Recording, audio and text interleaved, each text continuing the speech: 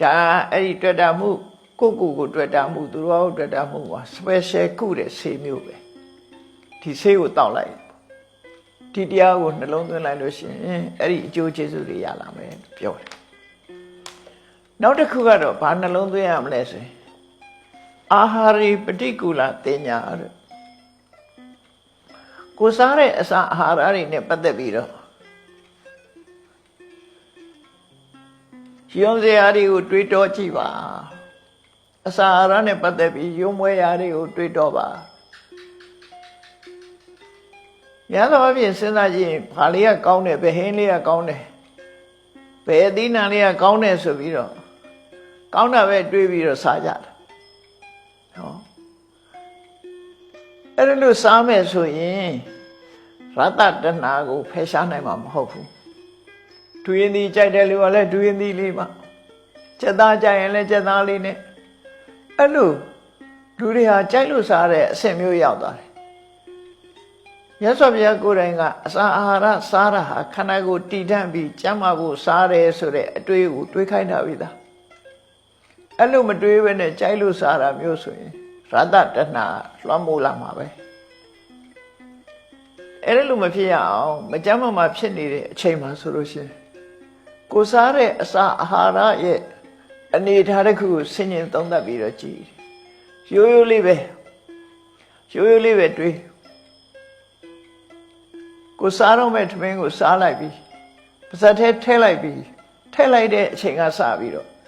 ပကံထဲမှာရှိတဲ့ထမင်းပါဇက်ထဲရောက်သွားတဲ့ထမင်းဟင်း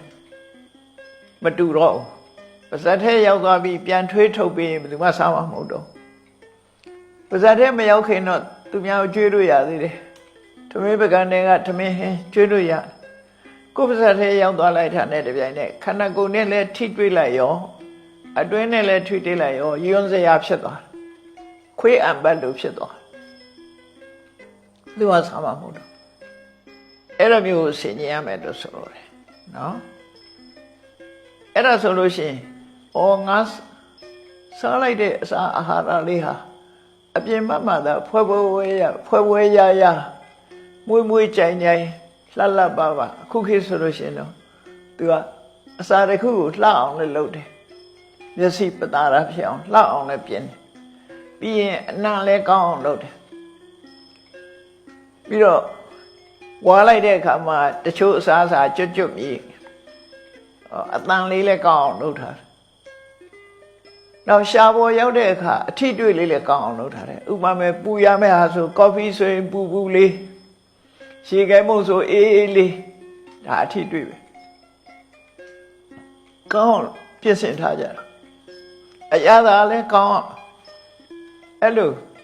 အလုံးချိန်ကြည့်လိုက်မယ်ဆိုရင်စားတဲ့အချိန်မှာမျက်စိရဲ့မြင်ကွင်းလည်းလှတယ်လှအောင်ပြင်ဆင်ထားတယ်အနံ့ကလည်းကောင်းတယ်ရှားပေါ်ရောက်တဲ့အခါအပူအေးအထီးတွေ့ရလည်းကောင်းတယ်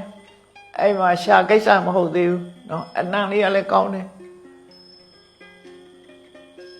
အနံ့ကလည်းအနံ့မကောင်းရင်လည်းမရဘူးအနံ့လည်းကောင်းတယ်အထီးတွေ့လည်းကောင်းတယ်ရှားရဲ့အရသာမှလည်းကောင်းတယ်ဆိုအဲ့ဒီ5မျိုးနဲ့ပြည့်စုံတဲ့အစာအာဟာရမျိုးဟာအပြင်ပန်းမှာကြတော့ဒီဟာတွေအကုန်လုံးကောင်းတယ်သို့တော်ပါဇက်ထဲရောက်သွားလို့လောက်ပဲရတာကောင်းတာပဲဖြစ်ဖြစ်အဲ့ဒီအစာရဲ့ဒီအရေးချင်းတစ်ခုကပြတ်သွားတယ်ယွန်းစရာပဲရောက်သွားတယ်ပါဇက်ထဲထည့်လိုက်တာနဲ့ယွန်းစရာဖြစ်သွားတယ်အစာတစ်ခုစားတဲ့အခါမှာစဉ်းစားပြီးတော့ကြည့်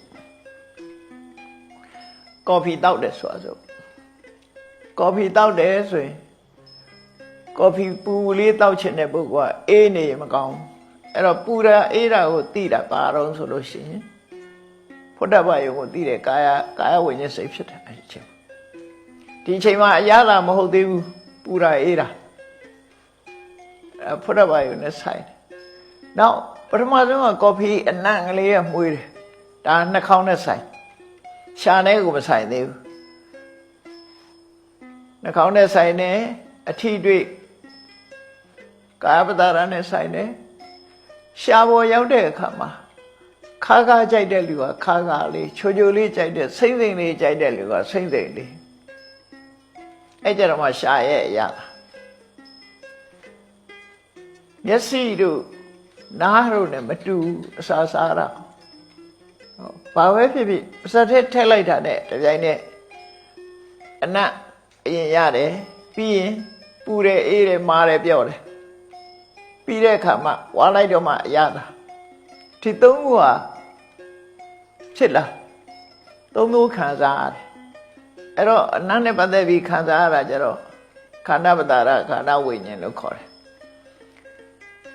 အထီးအတွေ့အပူဝေးနဲ့ပတ်သက်ပြီးခံစားရတာကြတော့ကာယဝိညာဉ်ဖုဒ္ဓဘာယုံလို့ခေါ်တယ်အရသာအကျမ်းမှာရှိဝဝိညာဉ်ရတယုံတော့ဒီသုံးခုဟာခန္ဓာယုံဆိုတဲ့အနတ်ရဲ့ရတယုံဆိုတဲ့အရသာရဲ့အထီးအတွေ့ဆိုတဲ့ဖုဒ္ဓဘာယုံဒီသုံးခုပေါင်းသွားတာအဲ့ဒါအကြောင်းမြတ်စွာဘုရားကဒိဋ္ဌိဒိဋ္ဌမတ္တံတရားထဲမှာ